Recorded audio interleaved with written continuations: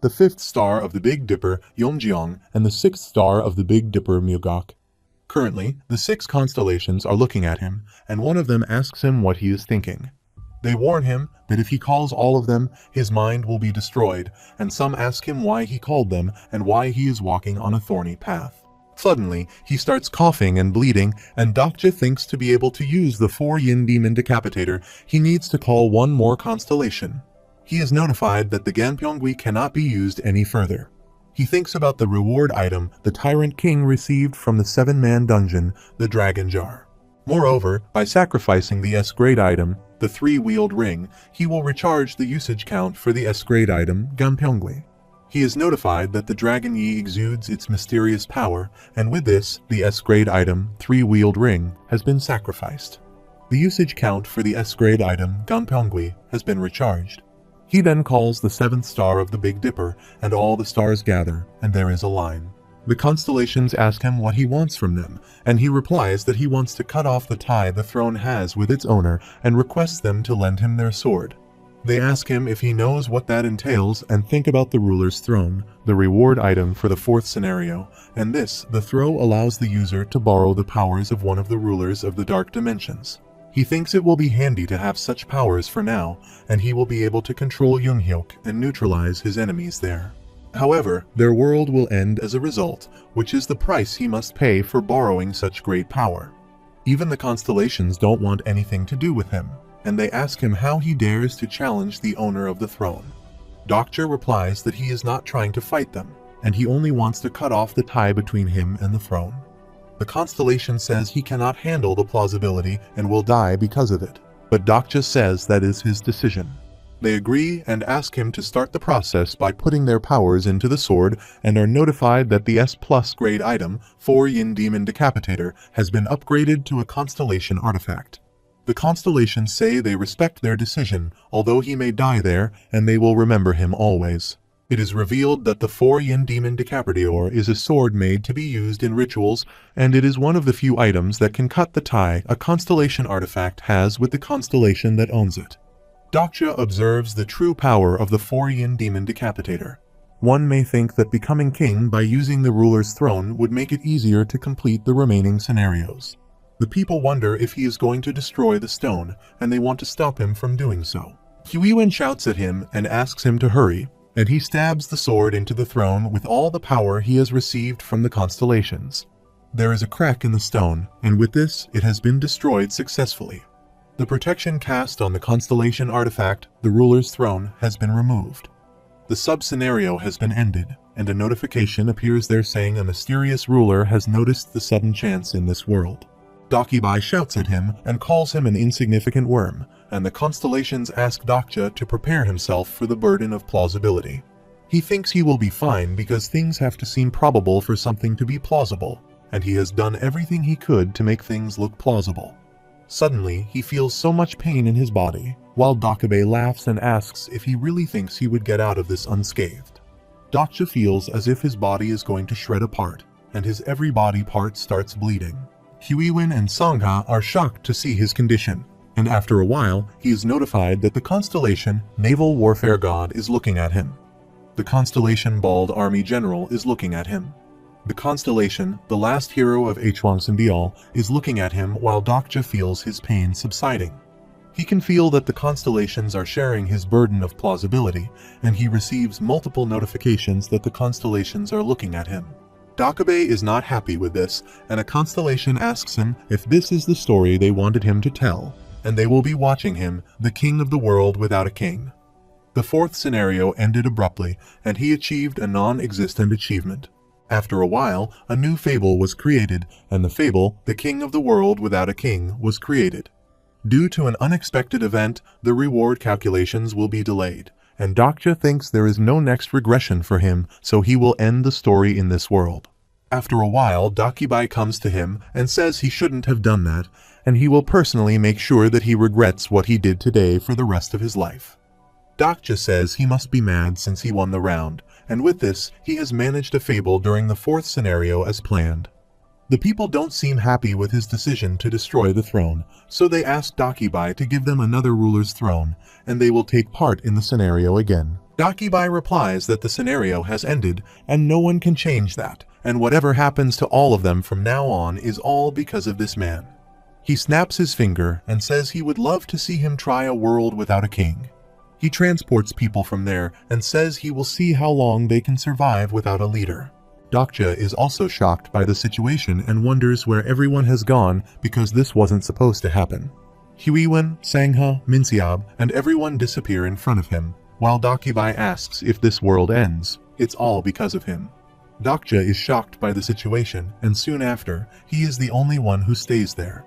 He shouts at Dakibai, who is watching him while smiling, and Dokja disappears from there. Dakibai laughs and says he will be sure to keep an eye out to see how long he will last.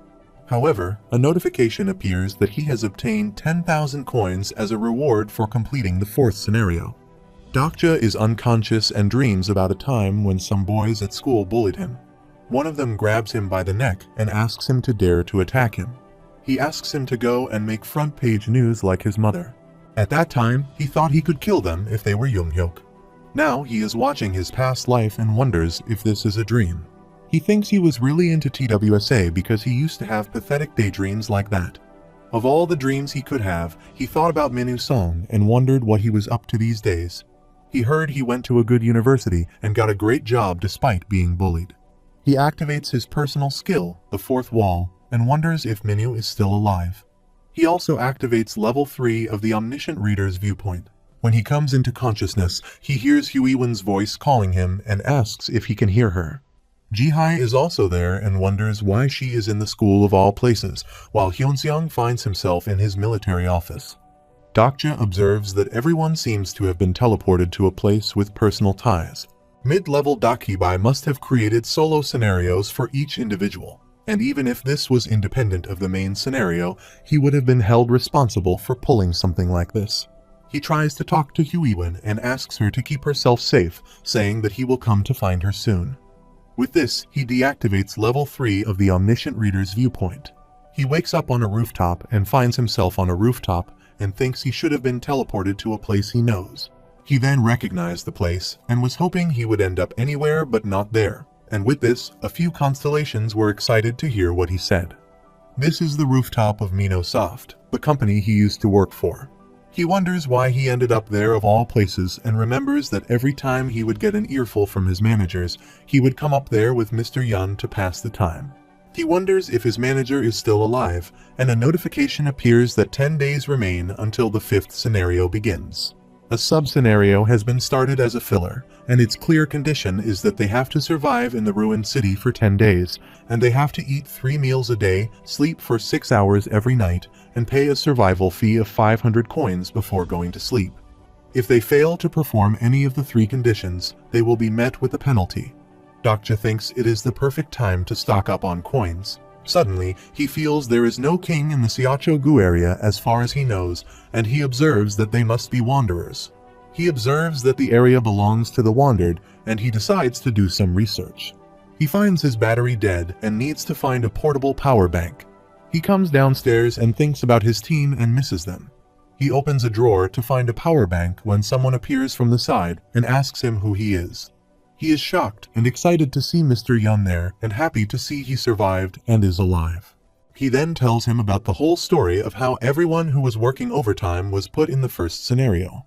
Mr. Yun reveals that he killed Mr. Kim by himself and abuses him, saying he always used to give them an earful, and he stabbed his neck with a pen and the blood. He seems so excited and says he feels like he is in a game, and Dokja asks him if he is alone there.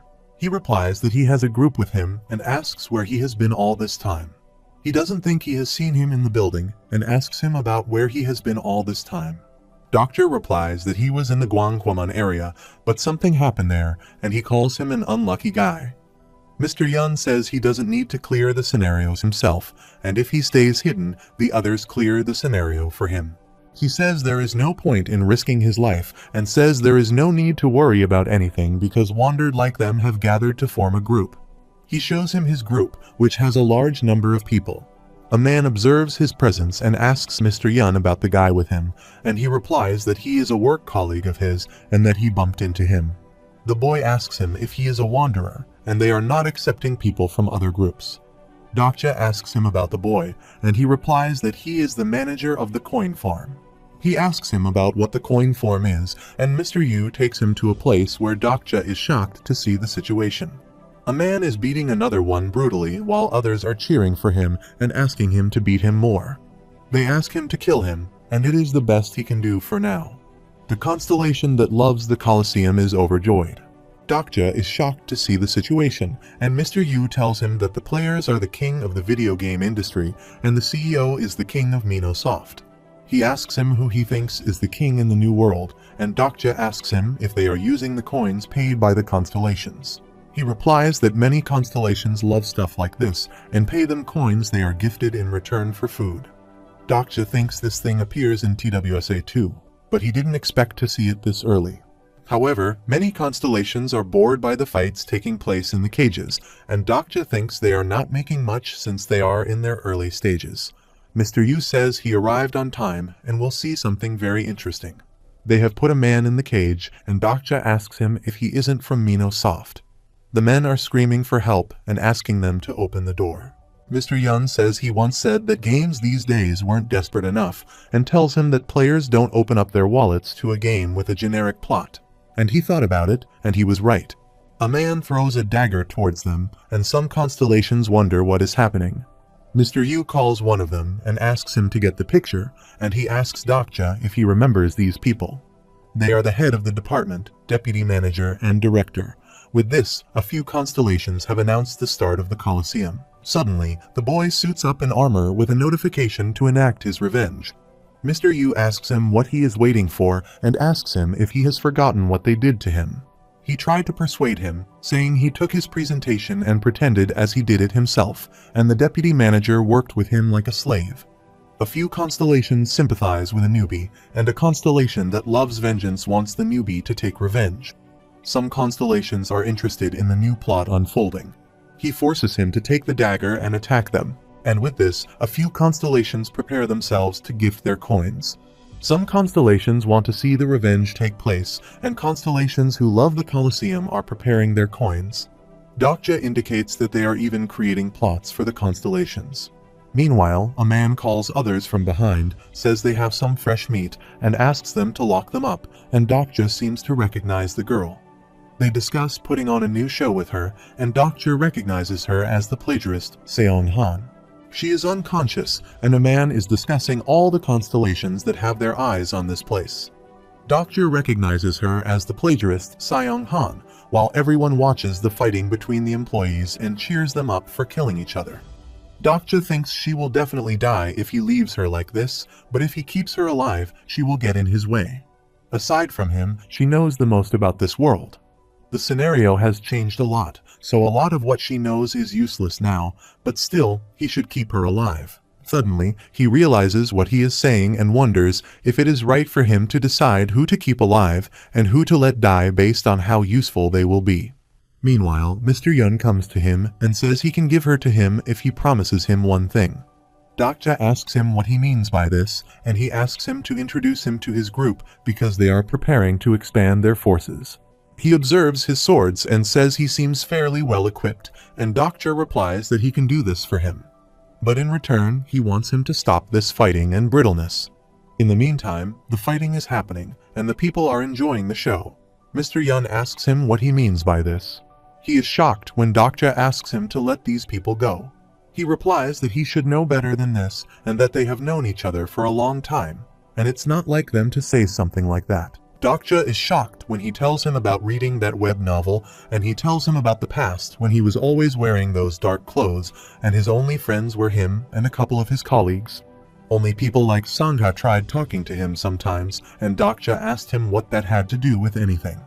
Mr. Yun asks him if he is secretly enjoying this, and says he is just like him, and they are in the Ka department together. He asks him to remember what the others called them at work.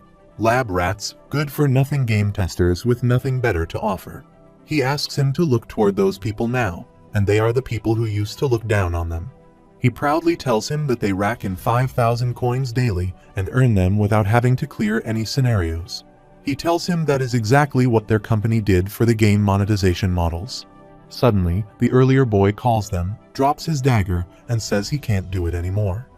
Mr. Yun calls him angrily and says he has ruined his plan. Some constellations are disappointed by the turn of events, and Dokja calls him and says there is a better way to get the coins if he is after them.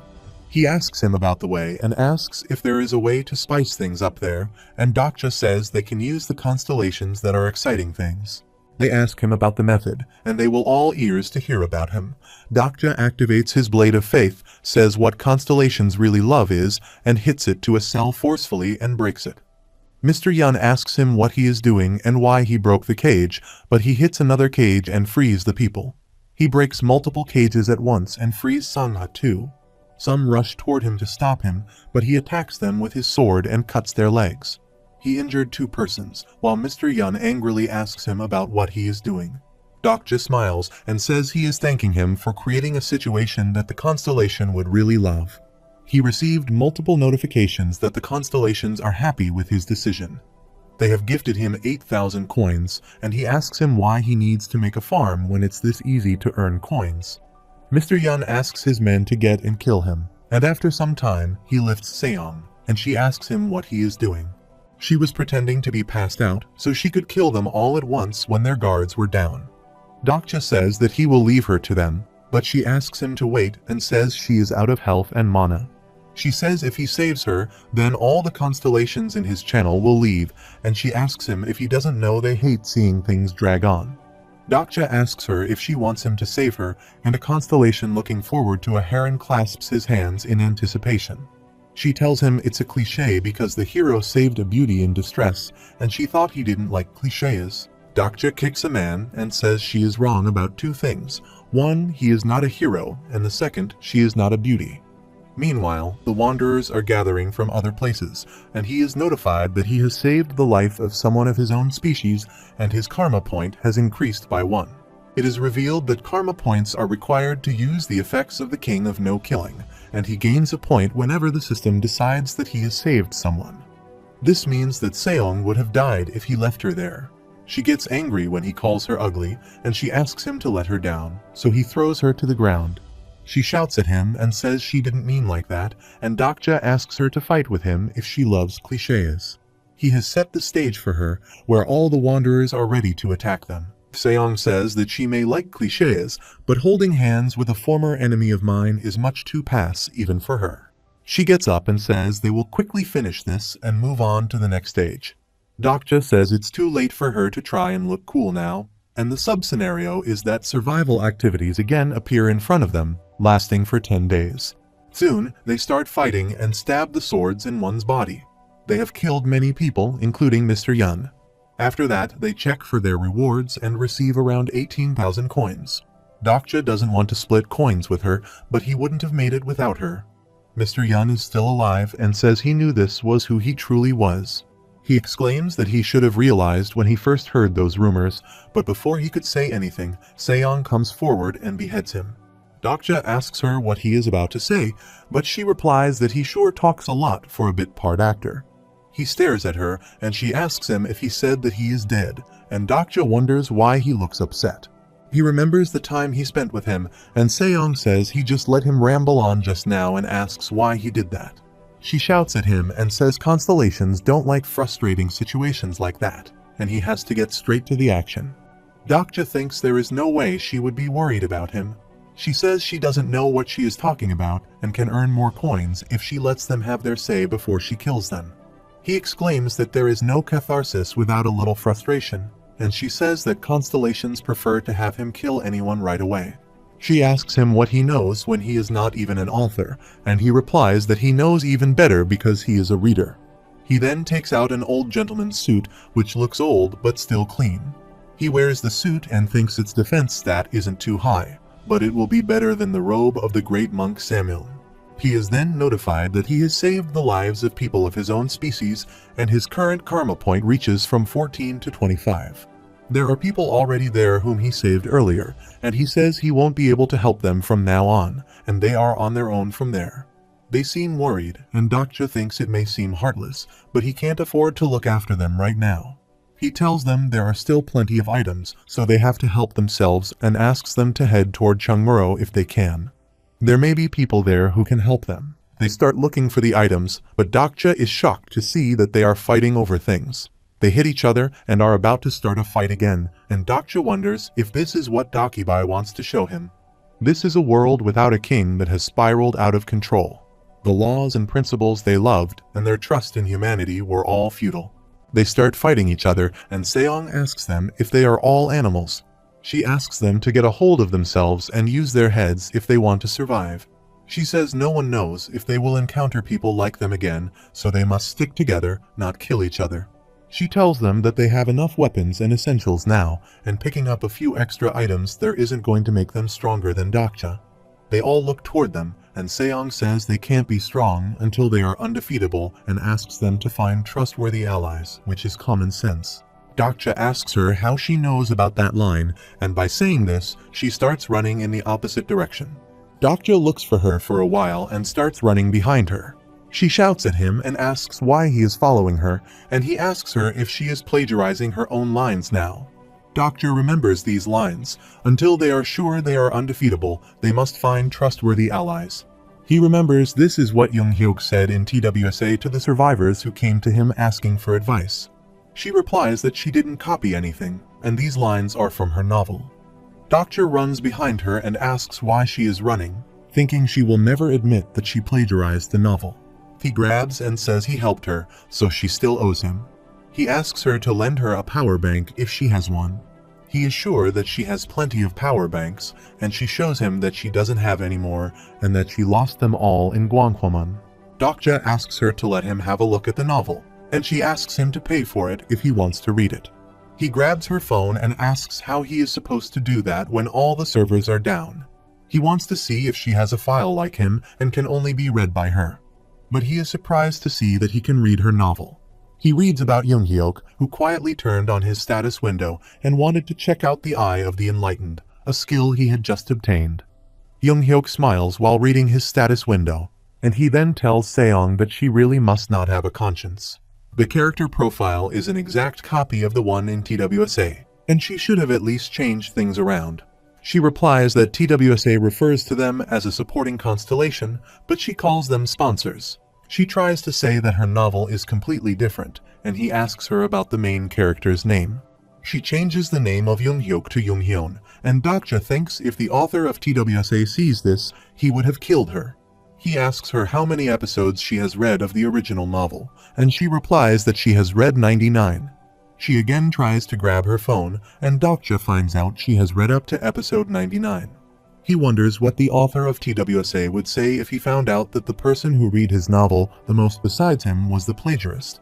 He asks her if she knows where the meteorite will appear, and she replies that no meteorites will appear in her novel. She asks him about a thing called the Sealing Stone, and Dokja knows that Seong was the one who found the meteorite that had the fire dragon he slayed in Anguk Station.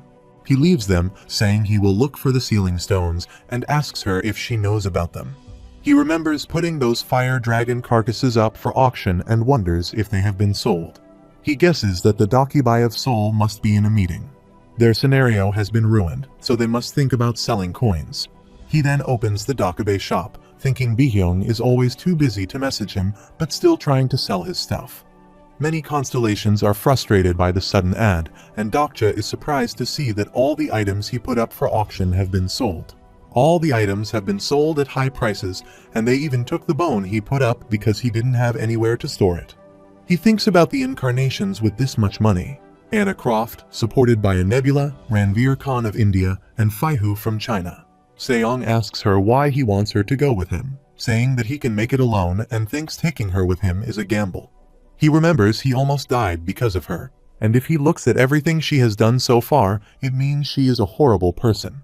However, her avatar skill is useful, and she knows the most about the novel beside him, so she will be useful to him.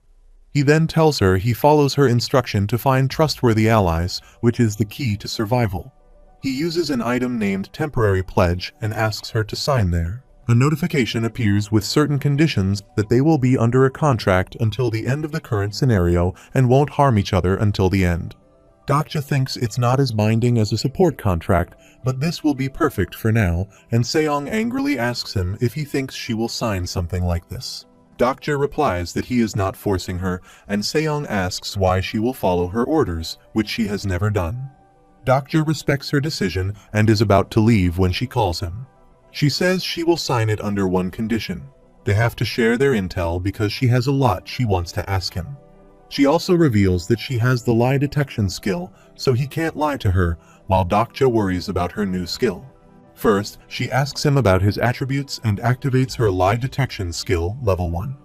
Dokja is surprised that she actually has the skill, although he doesn't yet have it. He replies that he doesn't know about his attributes, and she shockingly confirms that he is telling the truth. Dokja says he will answer 3 questions. She has already used one. She asks him how he doesn't even know about his attributes, and he replies that he doesn't know, and with this, her second chance finishes. She then asks him why he gave up the throne and says he ruined her plan by doing that. She asks him if he knows how hard she worked to stop the world from ending with those idiots. They would already be in the next scenario if she had the throne. Dokja replies Seoul would already be in ruins if he were on the throne. She is notified that Dokja is telling the truth, and she assumes that her skill must be broken. Dokja says it's working just fine, and it's not just her. They would have been doomed no matter who sat on the throne. She asks him how he knows what number renounce he is, and how he may know something that she doesn't. Dokja replies that he is not a renouncer, and her lie detection skill has confirmed that he is telling the truth. She then asks him how much TWSA she has read, and he replies that she has used up all 3 questions. She asks him to answer the last question and tries to follow him. Suddenly, Dokja observes footsteps approaching them and asks her to hide immediately. He activates his personal skill character profile, but it can't be processed because the character doesn't have a registered profile. The species that appear there are called humanoid demons, and they look for them everywhere. A man brought them and said they should be around there somewhere, and they destroyed the coin forms. The demon attacks the man and kills him too, while Dokja thinks the wandering all have their way of survival, and some choose to remain as humans and run coin farms. Others give up their humanity and live on as a new species, and they must have used the meteorite. Seong reveals that she knows him and that he is a renouncer. She can tell this because of her power as the last renouncer, and she can see the other renouncer's stats and attributes. He remembers Minseob that the first disciple came to see him as soon as the scenario began, and it was because she could spot other renouncers with her skill. She reveals that is why she was suspicious of him, and her skill didn't work on him when he was obviously a renouncer. She informs him that a few people refused to join him, and that demon is one of them. She didn't give it much thought because most died right in the beginning, but he seems so powerful now. She tells him about his name, Minusong, and Dokja thinks he has definitely heard of that name before. Suddenly, he remembers his classmate who used to bully him, and he once thought about him. Seong tells him something is different about him, and he is unlike the other renouncers. Suddenly, he reaches them, and Seong reveals that he is a renouncer who has only read chapter 173. The demon laughs and says he has found them, and a notification appears there saying Tier 6 humanoid demon, werewolf Minusong, is checking its surroundings.